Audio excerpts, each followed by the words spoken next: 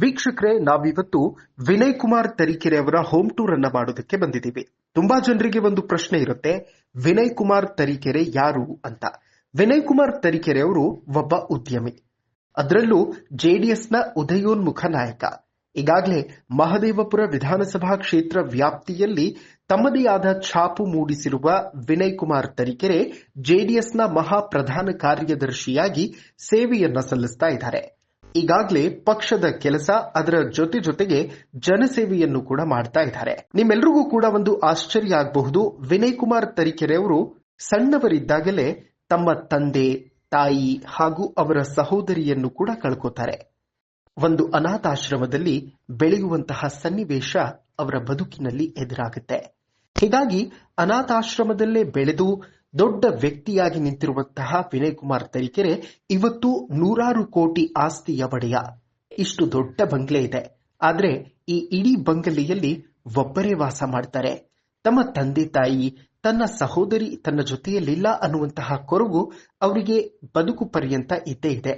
ಹೀಗಾಗಿ ಯಾರೇ ಅನಾಥರು ಅಥವಾ ವಯೋವೃದ್ಧರು ಕಂಡ್ರೆ ಅವರ ಮೇಲೆ ಪ್ರೀತಿ ಜಾಸ್ತಿ. ಯಾಕೆಂದ್ರೆ ತಾನು ಆ ವಯೋವೃದ್ಧರಲ್ಲಿ ತನ್ನ ತಂದೆ ತಾಯಿಯನ್ನ ಕಾಣ್ತಾರೆ, ಅದರ ಜೊತೆಗೆ ಅನಾಥ ಮಕ್ಕಳಲ್ಲಿ ತನ್ನನ್ನೇ ತಾನು ಕಾಣ್ತಾರೆ. ಹೀಗಾಗಿ ವಿನಯ್ ಕುಮಾರ್ ತರೀಕೆರೆ ರಾಜಕೀಯಕ್ಕೆ ಬಂದು ಏನಾದ್ರೂ ಒಂದು ಬದಲಾವಣೆ ತರಬೇಕು ಅನ್ನುವಂತಹ ನಿಟ್ಟಿನಲ್ಲಿ ಪಣ ತೊಟ್ಟಿದ್ದಾರೆ. ವೀಕ್ಷಕರೇ, ಮನೆಯ ಒಳಗಡೆ ಎಂಟರ್ ಆಗ್ತಾ ಇದ್ದ ಹಾಗೆ ನಮಗೆ ಅದ್ಭುತವಾದಂತಹ ಒಂದು ಹಾಲ್ ಕಾಣುತ್ತೆ. ಈ ಹಾಲ್ನಲ್ಲಿ ಯಾರೇ ಅತಿಥಿಗಳು ಬಂದರೂ ಕೂತ್ಕೊಳ್ಳೋದಕ್ಕೆ ಒಂದು ವ್ಯವಸ್ಥೆಯನ್ನ ಮಾಡಿರುವಂತಹ ಸೋಫಾಗಳನ್ನ ನೀವು ನೋಡಬಹುದು. ಇಲ್ಲಿ ಒಂದು ಗುಡಿಯ ರೀತಿಯಲ್ಲೂ ಕೂಡ ಮಾಡಿಕೊಂಡಿದ್ದಾರೆ. ಪೂಜೆ ಪುನಸ್ಕಾರಗಳು ಪ್ರತಿನಿತ್ಯವೂ ಕೂಡ ನಡೆಯುತ್ತೆ. ಇದು ಗ್ರೌಂಡ್ ಫ್ಲೋರ್. ಇನ್ನು ಫಸ್ಟ್ ಫ್ಲೋರಿಗೆ ನಾವು ಬರೋದಾದ್ರೆ, ಫಸ್ಟ್ ಫ್ಲೋರ್ ನಲ್ಲಿ ಲಿವಿಂಗ್ ರೂಮ್ ಇದೆ. ಗೆಳೆಯರ ಜೊತೆ ಕೂತ್ಕೊಂಡು ಟಿವಿ ನೋಡುವಂತಹದ್ದಾಗ್ಲಿ, ಅಥವಾ ಯಾರಾದ್ರೂ ಮನೆಗೆ ಅತಿಥಿಗಳು ಬಂದಾಗ ಅವರೆಲ್ಲರ ಜೊತೆ ಕೂತ್ಕೊಂಡು ಹರಟೆ ಹೊಡೆಯೋದಕ್ಕೆ, ಟಿವಿಯನ್ನ ನೋಡೋದಕ್ಕೆ ಅಂತ ಹೇಳಿ ಈ ಲಿವಿಂಗ್ ಏರಿಯಾನ ಮಾಡಿಕೊಂಡಿದ್ದಾರೆ.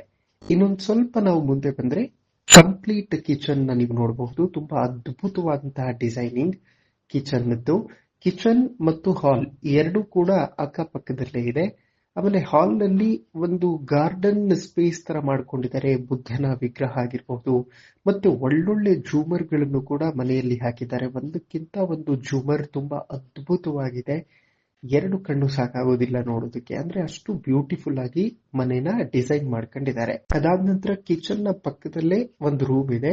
ಇದು ಅವರ ತಂದೆ ತಾಯಿಗೆ ಅಂತ ಮೀಸಲಿಟ್ಟಿರುವಂತಹ ರೂಮ್. ತಂದೆ ತಾಯಿ ದೈಹಿಕವಾಗಿ ಜೊತೆಲಿ ಇಲ್ಲದೇ ಇದ್ರೂ ಕೂಡ ಮಾನಸಿಕವಾಗಿ ನನ್ನ ಜೊತೆ ಸದಾ ಉಳಿತಾರೆ ಅನ್ನುವಂತಹ ಕಾರಣಕ್ಕೆ ವಿನಯ್ ಅವರು ತಂದೆ ತಾಯಿಗೆ ಅಂತ ಹೇಳಿ ಮಾಡಿಸಿರುವಂತಹ ರೂಮ್ ನ ನೀವು ಗಮನಿಸಬಹುದು. ಮತ್ತೆ ಇನ್ನೊಂದು ಫ್ಲೋರ್ ಇದೆ. ಇನ್ನೊಂದು ಫ್ಲೋರ್, ಸೆಕೆಂಡ್ ಫ್ಲೋರ್. ನಾವು ಸೆಕೆಂಡ್ ಫ್ಲೋರ್ಗೆ ಹೋದ್ರೆ ಅಲ್ಲಿ ವಿನಯ್ ಅವರ ರೂಮ್ ಇದೆ. ಈ ರೂಮ್ ಅನ್ನ ನೀವು ಗಮನಿಸಬಹುದು. ಎಂಟರ್ ಆದ ತಕ್ಷಣ ನಮಗೆ ಮೇಲ್ಗಡೆ ಮೆಟ್ಲಿದೆ. ಸೊ ಇಲ್ಲಿ ಒಂದು ಜೂಮರ್ ಹಾಕಿದ್ದಾರೆ. ಅದಾದ ನಂತರ ಒಂದು ಪೇಂಟಿಂಗ್, ಅದ್ಭುತವಾದ ಪೇಂಟಿಂಗ್ ಇದೆ. ಸೊ ಮನೆಯ ಒಳಗಡೆ ಸೆಕೆಂಡ್ ಫ್ಲೋರ್ ನಲ್ಲಿ ಅವರ ರೂಮ್ ಇದೆ. ಸೊ ಈ ರೂಮ್ ನ ನೀವು ಗಮನಿಸಿ. ಇಲ್ಲಿ ಒಂದು ಕಡೆ ತನಗೆ ಬೇಕಾಗಿರುವಂತಹ ಬುಕ್ಸ್ಗಳು, ಅದರ ಜೊತೆಗೆ ತನಗೆ ಮಾಡಿರುವಂತಹ ಸನ್ಮಾನಗಳೆಲ್ಲವೂ ಕೂಡ ಒಂದು ಬೀರುನಲ್ಲಿ ಲಾಕ್ ಮಾಡಿ ಇಟ್ಟಿದ್ದಾರೆ, ಕಬೋರ್ಡ್ ನಲ್ಲಿ.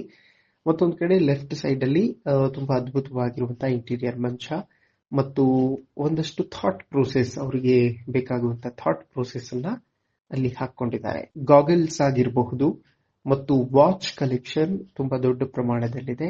ಹಾಗೂ ಕಾರ್ ಕ್ರೇಜ್ ಅಂತೂ ಸಿಕ್ಕಾಪಟ್ಟೆ ಇದೆ. ಸೊ ಹಾಗಾಗಿ ಕಾರ್ಗಳು ಕೂಡ ಹೊರಗಡೆ ನಿಂತಿರುವಂತಹದನ್ನ ನೀವು ಗಮನಿಸಬಹುದು. ಇಷ್ಟು ದೊಡ್ಡ ಮನೆ ಇದೆ. ಈ ಇಡೀ ಮನೆಯಲ್ಲಿ ವಾಸ ಮಾಡೋದು ವಿನಯ್ ಒಬ್ರೆ.